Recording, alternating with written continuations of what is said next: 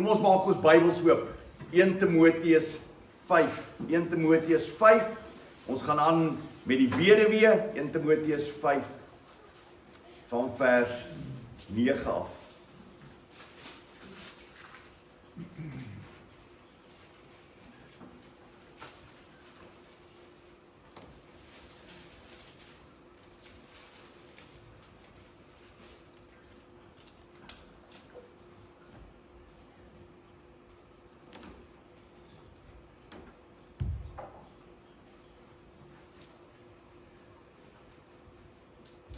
Kom ons buig met ons hoofde saam en ons vra vir die Here om vir ons die woord oop te maak. Here, dis wonderlik. Dis wonderlik om die woord oop te maak. Dis so wonderlik om te kan weet dat dit U is wat met ons praat deur die woord. Wat 'n ongelooflike voorreg. Wat 'n voorreg om met die heilige God in 'n verhouding te kan staan.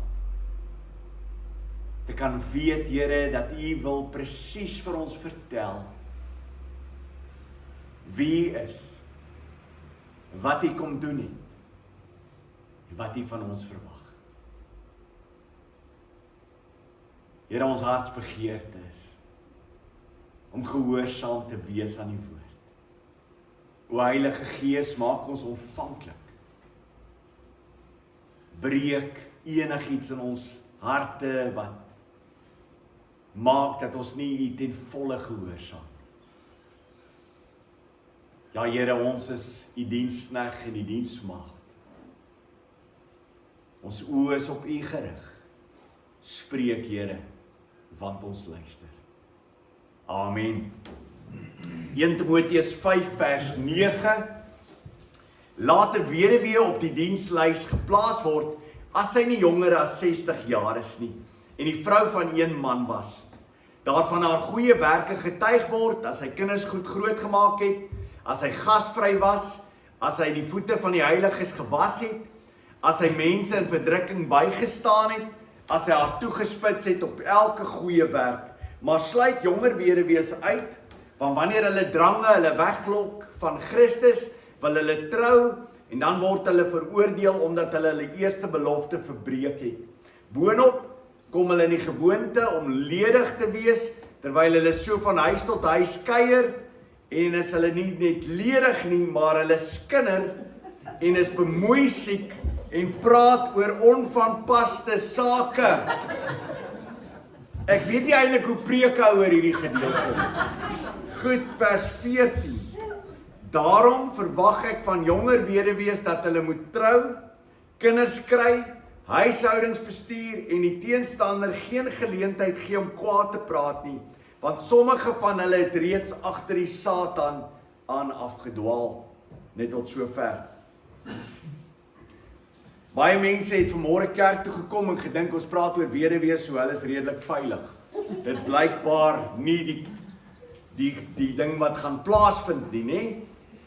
Hulle moet op 'n lys verskyn word. Nou dit lyk vir my in die Bybel dat daar weduwees was wat op 'n bepaalde lys verskyn het. Hulle is aangeteken, en as jy gaan kyk na die vereiste van 'n weduwee, is dit interessant genoeg dat hulle regtig waar iets was wat skaars soos hoendertande vandag sal wees. Okay? In die tyd waarin hulle geleef het, moet jy weet, dat baie kinders gesterwe. Mense het gesterwe van siektes, so daar sou baie meer van hierdie tipe weduwees gewees het, maar nog steeds, die vereiste is enorm hoog van wat dit beteken om 'n weduwee te kan wees. Wat was die taak van hierdie weduwees? Want dis interessant genoeg. As ons gaan kyk na die antieke skrywers en ons kyk na die apostoliese vaders wat geskryf het oor hierdie weduwees, dan lyk dit vir ons dat in die tyd waarin hulle geleef het baie van die mense het hulle paas en maas verloor. Kinders het hulle paas en maas verloor. En dan is baie van hierdie kinders is opgeneem in die gladiator, in die gladiators, in daardie gemeenskap, want hulle sou hulle lewens verloor in gevegte en goeie, so hulle is daarin geneem, en baie van hulle het later aan is opgeneem in prostitusie en alles wat daarmee saamgegaan het. Die kerk het dan in hierdie situasie ingekom. Hierdie weduwees, daar was dan die mense gewees wat na hierdie kinders uitgereik het, hulle ingebring het en hulle geplaas het in die gemeente, in families. En dan het die families in die gemeentes het dan hulle besorgdheid, het hulle omferm oor hierdie kinders en het dan hierdie kinders groot gemaak. So dit is belangrik om die agtergrond te weet, dan verstaan ons ook wat die vereistes rondom hierdie persoon moet wees. 'n weduwee het ons al reeds gesê vir mekaar, sy moet nie kinders en kleinkinders hê nie, want kinders en kleinkinders het die verantwoordelikheid om vir die weduwee te sorg. Okay, so dis eerste. As jy kinders en kleinkinders gehad het, hulle het die verantwoordelikheid gehad om vir jou te sorg. So die volgende is, hulle moes nie losbandig wees nie, hulle moes toegewyd aan die Here gewees het. Die verdere gedeelte is, hulle moes 60 jaar oud, min of meer gewees het. In die antieke tydperk was 60 redelike ook 'n hoë ouderdom gewees. Sy moes die vrou van een man gewees het. 'n een man vrou. Dis dieselfde terminologie wat gebruik word vir 'n ouderling. So dit beteken nie 'n ouderling mag net een keer getroud gewees nie, maar beteken dat as hy getroud was, as sy vrou sterwe, dan kon hy weer getrou het en hy was weer getroud aan hierdie vrou en hy was getrou aan haar totdat sy dood was. Okay, die weduwee is dieselfde. Sy is 'n een man vrou. Dit beteken toe haar man geleef het, was sy getrou aan hom gewees. Toe hy gesterf het, kon sy weer getrou het? Ja, sy kon. Paulus beveel dit ook aan. Jonger vroue weer kan trou. En dan hierdie nuwe man wat sy dan het, sy is dan ook getrou aan hom tot die dag van sy dood. En as sy dan 60 jaar oud is, mag sy deel dan geword het van hierdie lys van weduwees. Verder, kom ons kyk na 'n paar ander gedeeltes en eienskappe van haar. Sy moet bekend staan vir haar goeie werke. Sy moes kinders groot gemaak het en goed groot gemaak het. Die woord daar in die Grieks het baie te maak met meer as net groot maak, het te maak met 'n voet, het maak met 'n koester. En nou as jy teruggaan na 1 Timoteus 2 toe, word daar vir jou vertel oor hoe 'n goddelike vrou se kinders ook moet lyk, nê? Onthou julle dit? Wie julle gou weer terugblaai. Kom ons kyk net gou weer terug na 1 Timoteus 2. Dan gaan jy mooi sien wat is die vereiste daar gewees van hierdie tipe vrou. 1 Timoteus 2. Onthou julle waaroor dit gaan het? Wat gaan oor hierso, 'n vrou kan nie in die diens staan nie, sy kan nie 'n predikant wees nie, sy kan nie lering gee nie, net mans mag lering gee, en is nie 'n opinie in daardie tyd gewees nie. Dit is God se opdrag, 'n vrou mag nie gepreek het nie. Okay, soos ek gister vir die mans ook gesê het, een man het vir my gesê, wat doen hy as by een van hulle familielede, was daar 'n vrou en sy is die predikant, toe sê ek wel, jy sê vir jou familielid, hulle het nie 'n predikant nie. So, dit is baie duidelik vanuit die skrif uit, nie? Die Bybel sê, sy kan nie dit wees nie. Nou, wat van die vrou? Wat moet sy doen? Kyk na vers 15. Maar sy sal verlos word. Hoop jy onthou daai gedeelte, wat beteken die verlos?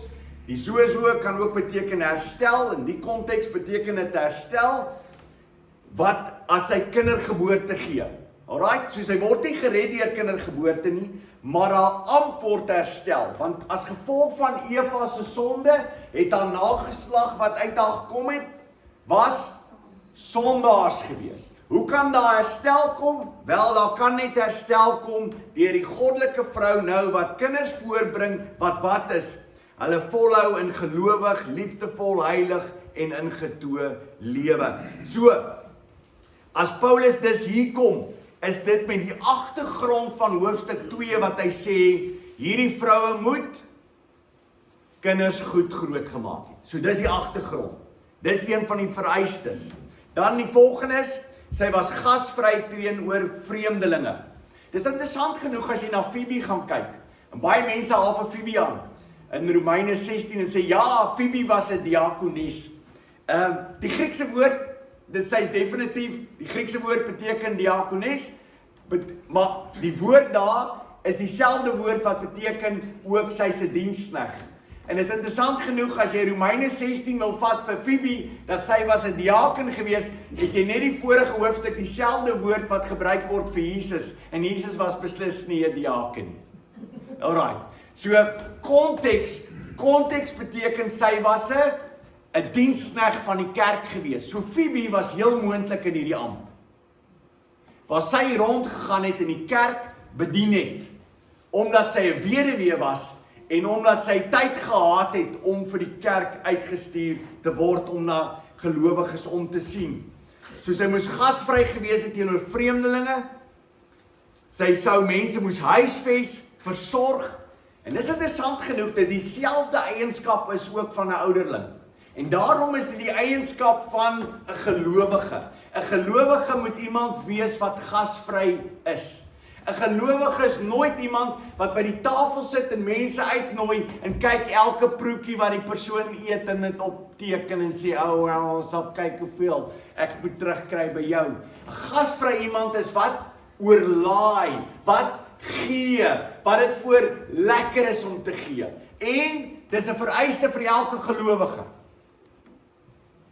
So jy kan nie vir my sê, Johan, ek is jammer, ek hou nie van onthaal nie. Dit is 'n probleem, kom tot bekering en doen dit.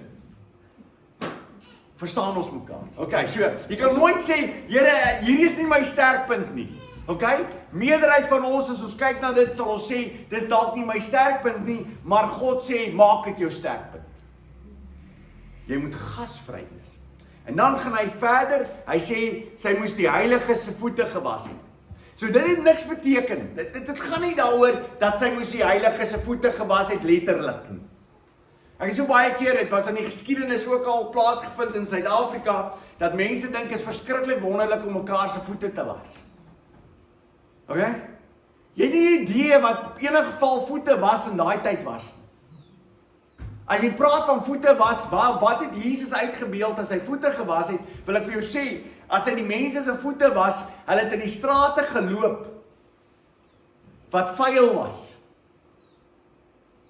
En dan, as jy ingekom het jy ingekom en dan het die diensknegt of die slaaf het jou voete gewas. Jesus wys wat, as hy dit doen. Hy wys, ek het geword soos 'n diensknegt onder julle. Ek het die laagste rang ingeneem op julle, onder julle. En daarom sê hy, moet julle dieselfde doen teenoor ander. Wat beteken dit?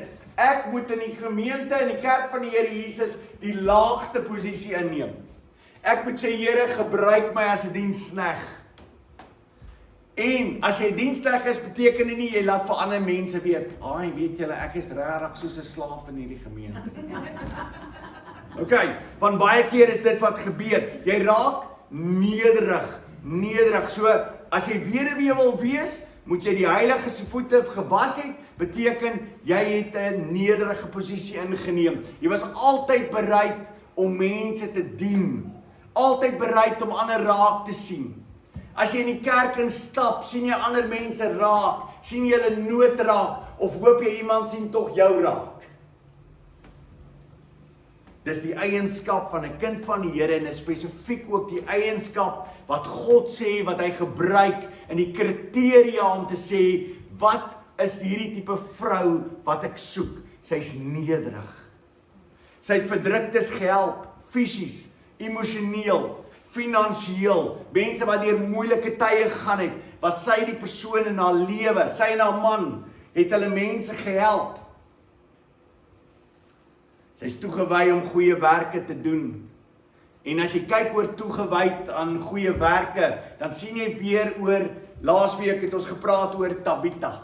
Tabitha wat, hulle kom by Petrus en hulle vertel vir Petrus die weduwee, sy was goed vir ons, sy het vir ons klere gemaak, sy het vir ons versorg.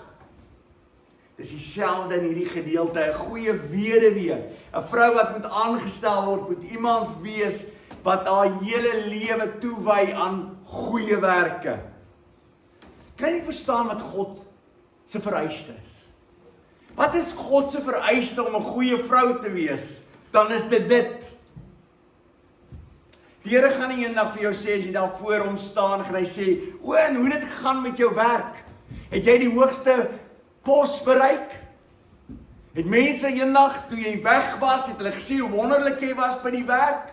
Hy gaan sê, was jy iemand wat gesorg het vir die gemeente van Christus? Was jy daar vir jou familie gewees? Jonger weduwees moet nie op die lys verskyn. Jonger weduwees. En daar's 2 redes daarvoor. Die eerste is dat hulle wel lustig kan raak. Hulle kan wil weer trou. Hulle kan weer die begeerte hê om te trou. Hulle kyk na ander, hulle was getroud gewees, hulle kyk na ander mense wat getroud is en hulle dink by hulle self, "Joe, dit sal wonderlik wees om getroud te wees." Is daar 'n fout om getroud te wees? Nee, daar is nie. So, trou. Dis wonderlik, trou. Maar wat is die probleem? Hoekom kan ons nie na iemand kyk wat daardie gevoelendheid in haar hart het nie? Want die Bybel sê die volgende, 1 Korintiërs 7, vers 22, 32 en 33. En ek wil hê dat julle onbesorg moet wees. Die ongetroude is besorg oor die dinge van die Here, hoe hy die Here sal behaag. Maar die getroude is besorg oor die dinge van die wêreld, hoe hy die vrou sal behaag. So wat is jou grootste prioriteit die oomblik as jy vrou word van jou man? Wat is jou prioriteit? Waarvoor lewe jy? Om jou man te behaag. Jy het dit in die teks gesien. Okay. So, wat is jou grootste taak? Jy moet daar wees om jou man te behaag. Waarom het die Here die vrou gemaak? Hy sê, en Adam was alleen gewees, ek gaan vir hom iemand maak, sy gelyke, wat sy helper sal wees. Helper sal wees. Die vrou is die helper van die man. Die man is nie die helper van die vrou nie. Vrou, jy wil dalk hê jou man moet my helper wees. Hy's nie jou helper nie. Okay? Hy het 'n taak. Hy het 'n taak om te sterwe in homself en soos Christus jou lief te hê. Wat 'n ongelooflike taak. Maar die vrou is daar om die man te behaag, om te sien na die man. En wie wat is die interessante? Die man het dieselfde taak.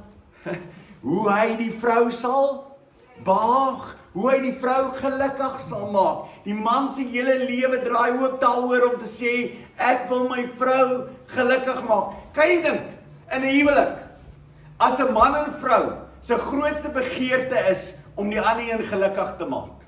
Kan jy dit dink? Wat sal gebeur in jou huwelik? As jy as man sê, my eerste prioriteit in my lewe is om my vrou te behaag. Ek wil hê sy moet die gelukkigste koningin wees in die wêreld. En die vrou sê, my koning, my man, my grootste begeerte is om jou te behaag. Sal jy ongelooflik wees nie? Kan jy dink om by daai huis te kom as man? Jy stap aan en die vrou is daar vir jou en sy sê, my koning.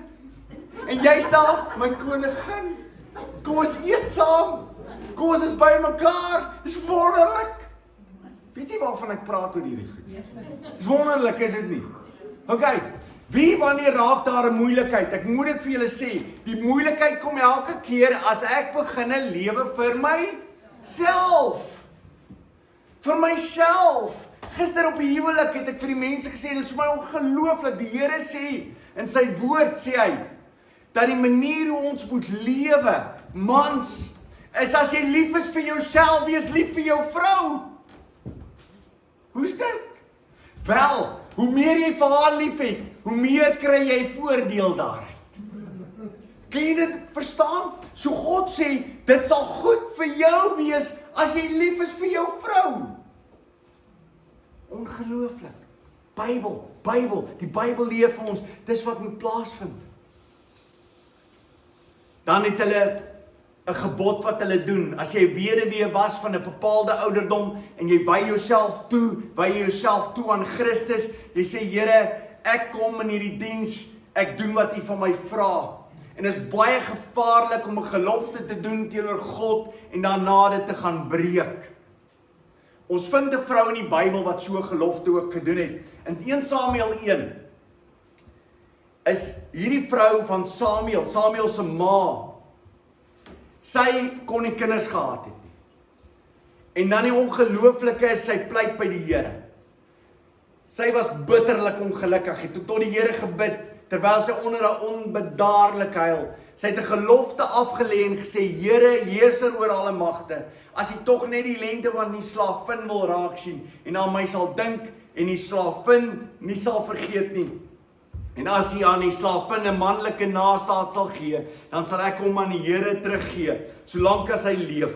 'n skeermes sal nooit oor sy kop gaan nie, soos hy maak die Nasareer belofte rondom hierdie kind. Die Here gee dan vir haar Samuel, het die Here vir ander kinders ook gegee.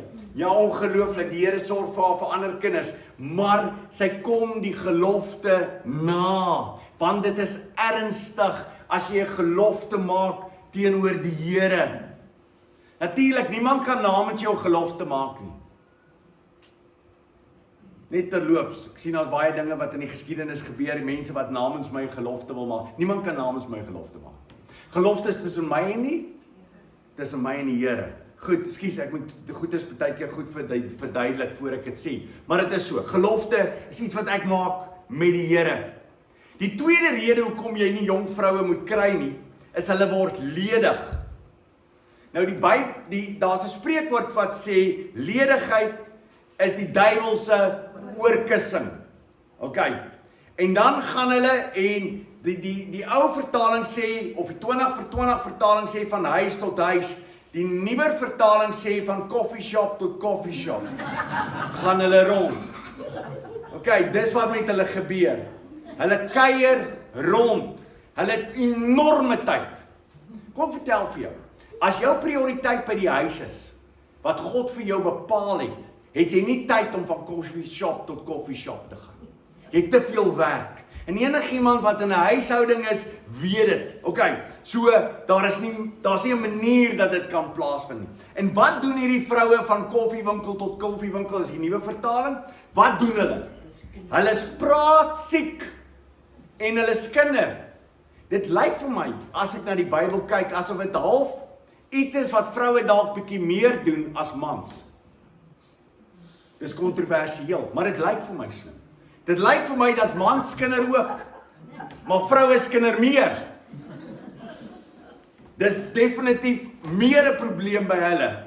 En daarom moet hulle daarteen waak. En hoe moet hulle daarteen waak? Hulle moet mense wees wat werk. Hulle moet werk. Hulle moet sorg dat hulle by die huis is en werk. En dan, hulle raak bemoeisiek.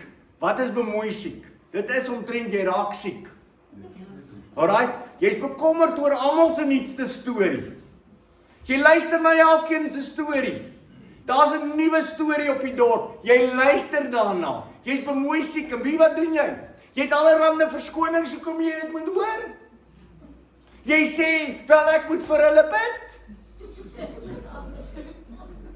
Jy het nie nodig om vir hulle te bid nie. OK? Jy het nie nodig om die storie te weet nie. Ek het al mense gehad wat my bel. Sê, hoe gaan dit met Jan? Sê ek, het gaan nou right met Jan, bid vir hom. Ja, maar wat gaan aan met Jan? Share. Nee, ek gaan nie. Bid vir Jan. Weet jy, amazing sê, die Here weet wat met Jan aangaan. Is dit nie? Jy het nie nodig om te weet. So bid maar vir mense. Maar jy het nie nodig om uit te vind wat aan die gang is nie. Dis mense wat bemoeisiek is. Hulle meng hulle in met ander mense se sake. Hulle stel so belang oor ander mense in plaas daarvan dat hulle besig is met hulle eie sake. Kom ek gee vir jou 'n paar wat Spreuke sê oor so 'n persoon. En dis mans en vroue. Ek bedoel maar net vroue het baie keer die swakker punt rondom dit, maar is by mans en vroue. Spreuke 11 vers 13. Wie as 'n skindertong rondgaan, openbaar geheime, is nie waar nie. Maar 'n betroubare persoon hou die saak verborge. Spreuke 26 vers 20. Sonder hout gaan 'n vuur dood, en in die afwesigheid van 'n kwaadstoker raak 'n stryery stil. Is die Bybel nie amazing? Wat is jou probleem? Jy gooi die stokkies in die vuur en die vuur raak groter en jy en al jou trawantjies wat by die koffieshop uithang, maak die vuur net groter. Spreuke 20 vers 19. Wie as 'n skindertong rondgaan, openbaar geheime, moet dus nie betrokke wees by iemand wat sy lippe oopsper nie. As jy iemand raakloop en jy sien, sy pere lippe, moet jy weet, moeilikheid. Goed, pas op vir iemand wat sy lippe oopsper. Wie wat jou ongelooflike? Jy sal my nie glo nie. Iemand wat by jou stories kom aandra, gaan ook van jou stories aandra. Want sy het oop lippe. OK. En mans het ook oop lippe. Jy moet pas op vir hulle ook. Die ouens wat die lekkerste praat, wees baie bekommerd oor hulle. Want hulle loop rond met al jou geheime ook en vertel dit in die wêreld. Die Bybel sê hulle praat wat nie behoorlik is nie. Nou kan jy dink gou by jouself, as 'n weduwee iemand is, wat gaan kinders en families bymekaar gaan plaas en families gaan moet versorg, sal dit nie belangrik wees dat daai vrou iemand moet wees wat haar mond kan hou nie. Kan jy dit sien? Jy sien hoe wys is God in sy almag om te sê, weet jy wat, ek wil 'n weduwee hê wat getrou is. Hoekom? Want haar taak gaan van so 'n aard wees dat sy die intense, intieme dinge van binnekant van die familie gaan weet. Sy gaan kinders plaas. Daarom moet sy iemand wees wat geheime kan hou en oor niks praat buitekant nie. Dis 'n mooi eienskap. Mense, byt jou lip vas. Al kom daar bloed uit, byt dit vas. Hou op met praat oor ander mense. Dis 'n ewel. Dis 'n ewel in die kerk van die Here Jesus Christus as ons oor ander mense begine praat. So wat moet die jonger vrou doen? Kom ons hou haar besig. Sy moet trou. Sy moet trou. Trou weer. Wanneer kan sy trou? Romeine 7 vers 3, 1 Korintiërs 7, is amazing hoe die Bybel ons ook help met die indelings. Romeine 7, 1 Korintiërs 7 gaan daaroor dat die oomblik as een van jou man of jou vrou sterwe, dan mag jy weer trou. So dit is so, as die persoon sterwe, is die Bybel se opdrag en sy sê wat vir die vrou is, hoor jy sal trou weer, kry vir jou man. En dit beteken net in die normale proses van die lewe, dit is goed as jy weer trou en 'n man kry. Wat moet jy verder doen? Jy moet kinders hê. Wat daarvan as ek nie kinders kan hê nie? Dis wat die Here bepaal het dan. Maar as die Here vir jou geleentheid gee om kinders te hê kinders. Gister praat ek met 'n man by die tafel.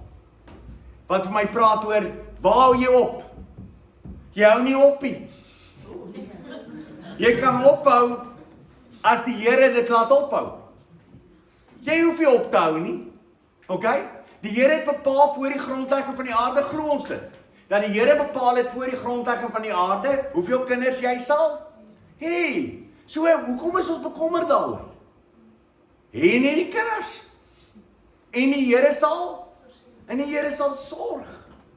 As jy meer as 10 kry, dan moet die gemeente ingryp. So moenie 10 kry nie. Goed, maar voor dit kan jy aangaan. Hê kinders. Dit is my ongelooflik wat die Bybel sê oor kinders. Kom ek sê vir jou, ons as kerk van die Here Jesus vergeet hoe belangrik kinders is. En ons vergeet hoe belangrik hulle is vanuit die Bybel uit. Ek het 'n enorme probleem as ons begin twyfel oor hoe belangrik kinders is. En ek weet hoekom kinders vir my belangrik is, want ek weet wat met hulle gebeur as hulle ouers kinders van die Here is. Maar luister wat sê die Bybel, Psalm 128 vers 3. Jou vrou is soos 'n vrugbare wingerdstok in die binnekamers van jou huis. Jou kinders is soos olyfboompies om jou tafel. Klink dit vir jou of die Here dink dit is goed dat jy baie kinders het? Ja. Hy sê jou vrou is soos 'n vrugbare wingerdstok. Het jy ooit jouself so beskryf gehoor, vrou? Ja. Jy's 'n wingerdstok. Pragtig. Vrugbare wingerdstok. In die binnekamers van jou huis, jou kinders is soos olyfboompies om jou tafel. Kan jy hulle sien? Dit sit hulle om die tafel. Wie weet die interessante van 'n olyfboompie? Wat gaan gebeur met hom? Hy gaan vrug dra. Hy gaan vrug dra. Wie wat begeer God rondom 'n huwelik? En dit is so. Daar is sekere huwelike waar God nie kinders gee nie. En dis in sy almag, weet hy hoekom hy dit doen en dis goed. Want alles wat die Here doen is is goed. Ons verstaan dit nie altyd nie en ons wonder by onsself, Here, hoekom het U nie vir my gegee nie? Ek sou so goed vir kinders kon sorg. Dit is so. Maar die Here sê, ek weet wat die beste is vir jou. Ek het dit so bepaal.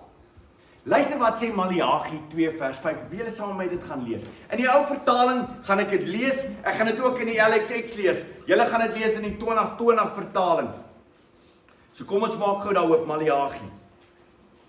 Maleagi is die laaste boek in die Ou Testament. Maleagi 2.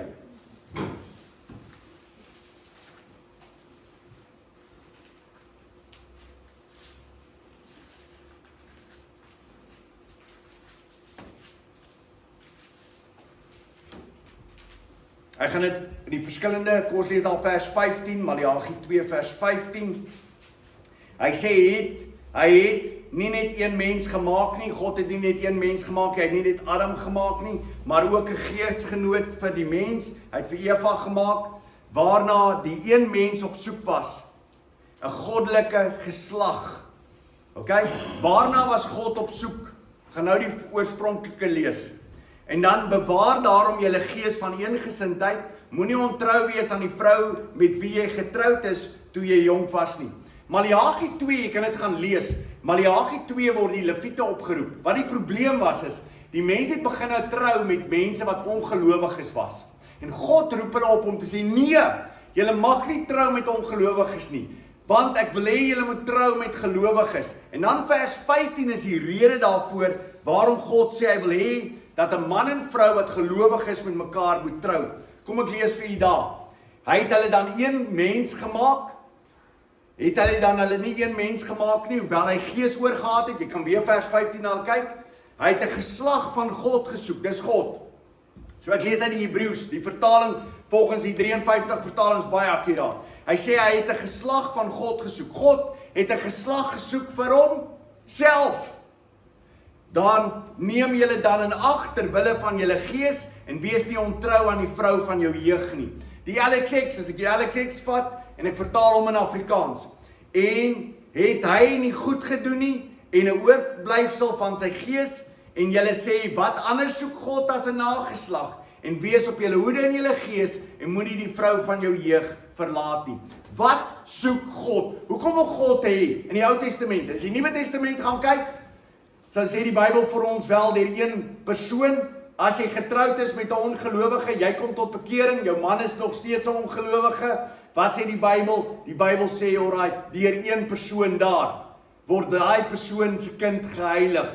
In die Ou Testament sê God wat? Hy sê, ek wil hê, jy as man moet trou met 'n gelowige. Nuwe Testament nog steeds dieselfde. So, 1 Korintiërs 7 gaan nie oor, jy kan maar trou met 'n ongelowige nie. Nee, jy mag nie. So die Ou Testament sê vir ons dit baie duidelik. Hy sê vir ons, jy moet trou met 'n gelowige. Waarom moet jy trou met 'n gelowige? Wat sê God kom daaruit voort as jy trou met 'n gelowige? 'n goddelike geslag. God sê ek soek 'n goddelike geslag. So daarom is dit belangrik. Vrou, hoekom moet ek weer trou en kinders hê? Want God sê, ek wil hê jy moet dit so wees, want ek soek 'n goddelike geslag. Ek soek 'n goddelike geslag. En vrou en kinders bewaar die vrou met haar lewe. As sy man het en kinders het, bewaar dit haar lewe. Dit is interessant genoeg, die ouer vroue in Titus 2 word ook geleer dat hulle moes omsien na die jonger vroue en wat vir hulle leer, sodat julle Titus 2 vers 4, sodat hulle die jong vroue kan leer om versigtig te wees, hulle mans en kinders lief te hê, ingetoe te wees, kuis, huislik, goed aan hulle eie mans onderdanig, sodat die woord van God nie belaster word nie. Jy kan kyk na daai gedeelte. Wat word moet hulle leer? Hulle moet ingetoe wees, hulle moet mense wees wat afhanklik is, hulle moet kuis wees, rein wees, hulle moet huislik wees, hulle moet goed aan hulle eie mans onderdanig wees, sodat die woord nie belaster kan word nie. En dan gaan hy verder, Paulus gaan verder in Timoteus. Hy sê 'n vrou moet iemand wees, wat doen? Hy sê, sy moet lieweste trou, as sy ou nie 60 is nie, wat moet sy doen? Sy moet trou, sy moet kinders hê, en wat is haar taak? En hy gebruik 2 woorde in die Grieks wat hy bymekaar sit. Hy sê, sy is die despoot van die oikos. Dis 2 Griekse woorde. Despot, oikos. Julle ken die woord despoot. Despoot beteken sy is die heerser, regeerder. Oor wat is sy die heerser en regeerder? Die Griek sê oor die oikos. Wat is die oikos? Die huis. So die Here maak dat die vrou binnekant haar plek waar hy haar geplaas het, plaas hy haar waar? In die huis. En wat moet sy in die huis wees? Sy moet die regeerder van die huishouding wees. Dis dieselfde taak wat opgelê is ook vir Josef. Josef moes omsien na Potifar se hele huis. Daar was niks in Potifar se huis wat hy nie oorgegee het vir Josef om te bestuur nie. Vroue, jou taak wat die Here jou gee, jou hoogste amp, is om die regeerder van jou huishouding te wees. Mans, laat haar toe om die huishouding te regeer. Mans, jy is 'n absolute patat. As jy die een is wat alles in die huis rangskik en reg maak, en jy besluit oor die klere van die muur. Okay? Mans, nee. Kan jy jou opinie gee? Ja, maar baie min. Dit is die vrou se domein. Die Here het dit vir haar gegee. Sy moet dit mooi maak. En ja, julle beplan saam rondom die finansies, anders te gaan dit chaos wees. Maar julle beplan rondom dit en sê, hoorie, dis wat ons het. En dan kan sy voortgaan en sy kan dit pragtig maak. Hoekom? God gee dit vir haar. Dis die plek waar binne sy wandel. Dit moet vir haar mooi wees. Dit moet vir haar lekker wees. Gee dit vir haar. Jy het nie nodig om die tafel en die stoele en alles te kies nie. Ek stel nie aan belang nie. My vrou is amazing. Gee dit vir haar. Doen dit, liefie. Vertrou jy die vrou wat jy gekies het? Met alles. Ek moet sê, dit is my nie ook, ek gaan my verstand te bowe as baie vroue nie weet wat in hulle mans se finansies aangaan nie. Vir wie hou jy dit? Wat so geheim? Gee dit vir jou vrou. Weet jy wat ek beloof vir jou? As jy jou vrou vertrou met die finansies, as niemand wat beter na jou finansies sal kyk as sy nie. Maar sy weet nie wat aangaan nie. Dan dink sy dalk, daar seker baie. Wat is dit? Oikos, despoot, sy moet die persoon wees wat beheer is oor die huishouding. Ek gaan vir julle saam met julle gedeelte lees nou in die Bybel, wat hierdie vrou ongelooflik mooi uitbeeld, en ek weet julle ken die gedeelte, maar ek wil hê ons moet dit saam lees. Spreuke 31. Spreuke 31.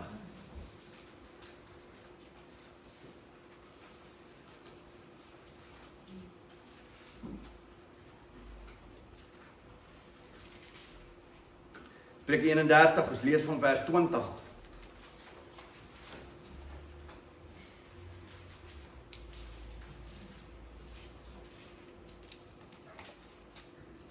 Ek wil hê, dit wat jy nou al gehoor het, luister na hierdie vrou en sien hoe die weduwee bespreek is, hoe sy moet wees in hierdie voorbeeld van hierdie ongelooflike vrou. Spreuke 31 vers 20. Haar handpalm strek sy uit na magteloses. Haar hande steek sy uit na behoeftiges. Sy is nie bekommerd oor haar huisgesin wanneer dit sneeu nie, want haar hele gesin is geklee in karmosynrooi weefstof. Jy gesien, sy het beplan. Sy het dit vir hulle gemaak, sy het klere vir hulle gemaak. Sy maak vir haar dekens. Haar boekleed is van linne en purperrooi wol. Haar man is bekend in die stadspoorte. Dis nogal interessant, né? So waaroor gaan haar hele lewe? Om haar man op te hef in die stadspoorte. Daai man sit daar so en hulle sê, "Joe, ou Jan, jy's 'n amazing vrou, hè." En sorg sy nie goed vir hom nie, nou Jan sit daar met sy breë bors. En my vrou. Sien jy hom? Ja, it's beautiful. So mooi. Haar man is bekend in die stadspoorte wanneer hy saam met die oudstes van die land sit. Sy maak klere van linne en verkoop dit. Gordels lewer sy aan die handelaars. Krag en luister is haar boekleed. Sy lag onbesorg oor die toekoms. Sy is nie bekommerd oor die toekoms nie. Vroue, is dit nie 'n les vir jou nie? Wie van julle is bekommerd oor die toekoms? Wie mou nie heeltyd oor die toekoms? Is julle? Nee. Die vrou sy's versorg. Sy sê alles is alright. Die Here is in beheer. Sy is onbesorg oor die toekoms. 26. Haar mond maak sy oop met wysheid en liefdevolle onderrig is op haar tong. Sy hou haar oog op die werk in haar huis. Geasim. Sy kyk rond, is daar nie nog werk wat moet gedoen word nie? Sy is nie lui nie. Sy gaan nie sit nie. Nee, sy gaan werk. Dis vir haar wonderlik. Sy hou haar oog op die werk in haar huis. Brood van luiheid eet sy nie. Haar kinders tree na vore en noem haar gelukkig. Haar man, hy besing haar lof. Baie vroue het hulle knap gedra, maar jy oortref hulle almal. Charme is bedrieglik en skoonheid is nietig. 'n Vrou wat vir die Here ontzag het, vrees, nê? Hebreëus, vrees het. Sy moet geprys word. Gee aan haar 'n deel van die vrug van haar hande. Mag hulle haar in die stadspoorte vir haar dade prys. Is mooi, nie? Is ongelooflik om te dink, dit is waaroor dit gaan. En kom ek sê vir jou, wie wat, as jy eendag voor die Here gaan staan, gaan die Here sê, dit, my kind, was vir my kosbaar. Kosbaar in die oë van die Here, is 'n vrou wat so lewe. Daarom vir jong mans wat hier sit, hoe kies jy 'n vrou?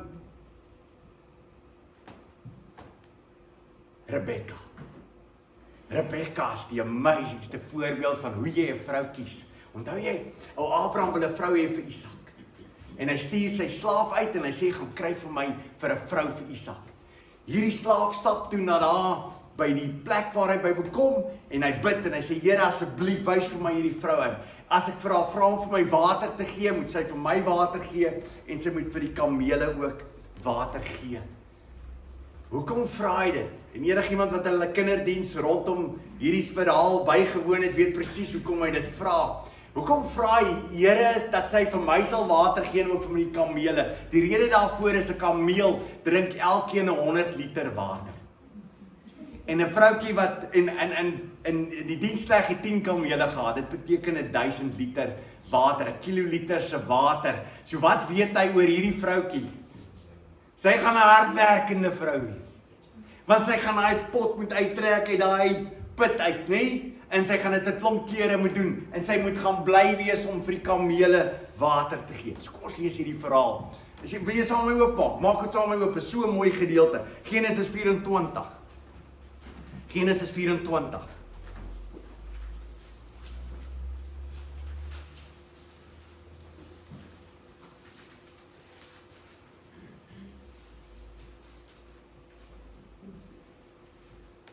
Genesis 24, ons lees daar eers vers 14. Vers 14 sê, mag dit so gebeur, die jong meisie vir wie ek sê, hou asseblief jou kruik skuins, dat ek kan drink, en wat my dan antwoord drink, en ook julle kamele sal ek laat drink, dit is sy wat u bestem het vir 'n u diensknegt, vir Isak, en daaraan sal ek weet, dat u aan my Heer troue liefde bewys het. Nou vers 17. Die slaaf het haar tegemoet gehardloop en gesê, laat my asseblief 'n bietjie water drink uit jou kruik. Sy het geantwoord, drink meneer. Sy het gou haar kruik op haar hand laat sak en hom laat drink. Toe sy hom klaar laat drink het, sê sy, let julle, sê sy, ook vir die kamele sal ek water skep. Kom ek sê vir jou wat ek sou gedoen het, net my eerlike. Ek sou die kamele nie raak gesien het nie. Ek sou verby hulle gekyk het. Enigiemand in die antieke tyd wat na 'n kameel kyk, weet hier kom werk. 100 liter. Jou kannetjie is min of meer 3 liter. Dit beteken 33 keer gaan jy hom daar laat afsak en opsak. Trek. Om vir hom te gee. En dis 10 van hulle. 330 keer. Gaan jy dit moet doen? Ek dink ek sou die kameel maar misgekyk. Ook vir die kamele sou ek water skep, totdat hulle klaar gedrink het. Sy maak toe gou haar kruik in die drinkpak leeg, en haas haar weer na die put om water te skep. Sy het vir al sy kamele geskep, Die man het haar in stilte dopgehou om uit te vind of die Here sy reis goed laat afloop. So hy wag daar en hou haar dop. Toe die kamele klaar gedrink het, haal die man 'n goue neusring uit, wat 'n BK weeg, en vir haar polse ook 2 armbande, waarvan die gewig 10 sikkels goud was. Hy vra toe, wie se dogter is jy? Sê my asseblief, is daar dalk vir jou in jou vader se huis vir ons plek om te oornag? Dit is so 'n mooi gedeelte, jy kan dit gerus by die huis weer gaan lees. Okay, so jong manne, dis die vrou wat jy soek. Iemand wat kan hard werk. Natuurlik, jy moet ook hard werk. Maar dit is ongelooflik dat die Here deur sy woord hierdie ongelooflike beeld skep van dit is wonderlik. As jy iemand is soos sy, as jy hardwerkende vrou is, het jy nie tyd vir enigiets nie. Want dis die probleem. Die probleem is dat baie mense, sê Paulus vir Timoteus, baie vroue het weggewyk agter die Satan aan. In 2 Timoteus gaan hy oor hulle praat, 2 Timoteus van 3, hoofstuk 3 vers 6. Want uit hulle is die wat in huise insluip en arme vroue gevange neem, wat met sonde belaai is en deur allerhande begeerlikhede gedryf word. Dis die probleem met hierdie vroue. So hulle is in die huise, maar wat gaan hulle doen in hulle huise? Die help jy bly by die huise en daar gebeur niks nie. Wat gebeur met hierdie huise? As arme vroue gevange neem wat met sonde belaai is en deur allerhande begeerlikhede gedryf word, gaan dit oor hulle begeerlikhede, wat altyd leer en nooit tot die kennis van die waarheid kom nie. As geen groei in hulle geestelike lewens nie. Hulle groei nie in die woord van die Here nie. Hulle is altyd besig met nuwe dinge, nuwe emosionele ervarings. Daarom is dit belangrik, sê vir hulle moet trou, hulle moet kinders hê, hulle moet hulle besig hou, hulle moet besig wees met die dinge van die Here en volg vir Christus. Johannes 10 vers 4, wanneer hy al sy skape uitgelei het, gaan hy voor hulle uit en hulle volg hom, omdat hulle sy stem ken. Hoe lyk 'n vrou? As hy weduwee wil wees, 60 jaar oud, iemand wat getrou is, iemand wat na 'n ander omgesien het, wat die heiliges versorg het, wat al die werk gedoen het wat die Here van haar gevra het, iemand wat 'n bekwame persoon is. Sy moet iemand wees wat as hy nie oud genoeg is nie, moet sy lieweste trou. Hoekom? Want as hulle jonk is en hulle het nie 'n man nie en hulle het die kinders nie, dan het hulle gevaar. Hulle het gevaar. Hulle kan begin skinder. Hulle raak bemoeisiek. Moet dit nie toelaat in die kerk nie. Laat hulle weer trou, laat hulle kinders hê, laat hulle huishoudings regeer, laat hulle omsien na hulle kinders, want dit is hulle hoogste taak. Vrou in die Here, luister vanmôre na my. Jou hoogste taak is wat? Is die huis. Moenie laat enigiemand in die wêreld jou iets anders te vertel nie. Dit is nie so nie.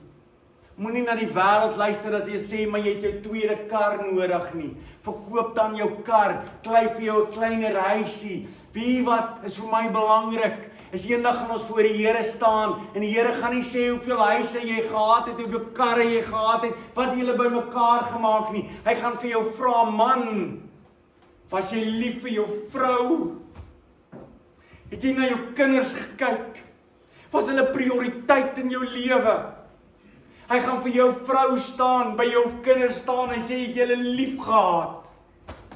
Het jy hulle versorg? Was hulle bekommerd om by die huis te kom, want mama is nie daar nie? Moes hulle self rondskarrel om kos by mekaar te kry, om broodjies te maak, of was jy die een wat gesorg het in die huis, en dit het goed met hulle gegaan? Hulle is uitgestuur met vol magies.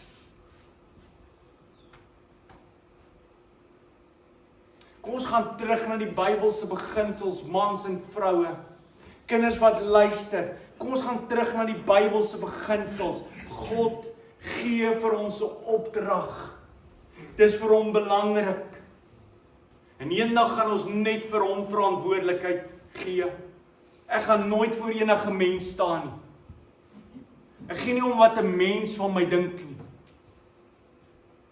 Maar ek gee om wat die lewende God van my sê.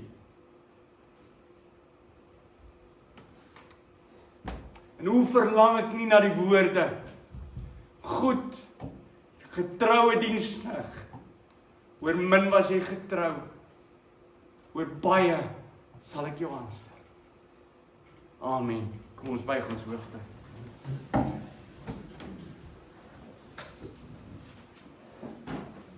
Here, hoe wonderlik om deur die woord te werk. Ja, Here, baie keer kom ons by gedeeltes in die Bybel en ons dink hierdie gedeelte gaan nie eintlik oor my nie. Dit gaan nie oor 'n weduwee. Maar Here, hoe meer ons met die woord besig is, hoe meer kom ons agter dat U praat met my. Elke gedeelte daar in die woord is geskryf vir my. Here, U weet hoe die wêreld ons die mekaar maak. Die wêreld laat ons rond hardloop en ons hardloop rond agter so baie dinge wat vir ons so belangrik geraak het. Wat U in U oë sê, dit is nie vir my belangrik nie, my kind. Ek stel nie daarin belang nie. Ek bid vir elke vrou wat kinders het, dat hulle sal besef waar hulle grootste prioriteit lê. Dat hulle vir daai kinders elkeen by die naam sal bid. Dat hulle tyd vir hulle sal maak, dat hulle sal leer vanuit die woord uit. En weet Here dat dit die hoogste amp is om hulle te versorg. Hulle te voed, hulle te koester. Dat mans en vroue in die gemeente vir mekaar sal lief wees. En Here, as ons nie iemand hier is wat nie kinders het nie, wat nie 'n vrou het nie, wat nie 'n man het nie, dat hulle grootste begeerte sal wees om te bid vir mense in die kerk van die Here Jesus, wat wel mans het, wat wel vroue het, wat wel kinders het, om hulle eie oë ook oop te maak na ander kinders in hulle omgewing, om rond te kyk, waar is daar wat swaar kry, waar is daar wat miskien skatryk is, maar die pa en die ma is nie daar nie, daai kind het nood. Maak ons oë oop vir die behoeftes rondom ons, sodat ons die naam sal verheerlik. Ons bid dit in die naam. Amen.